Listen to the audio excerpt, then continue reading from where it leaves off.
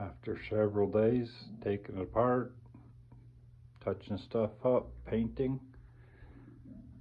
starting to like it. Got my windows in.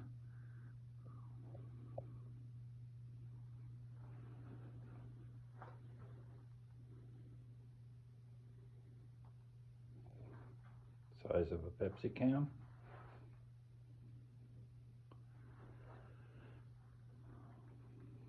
Now I got a base for my log loader that I'm trying to design.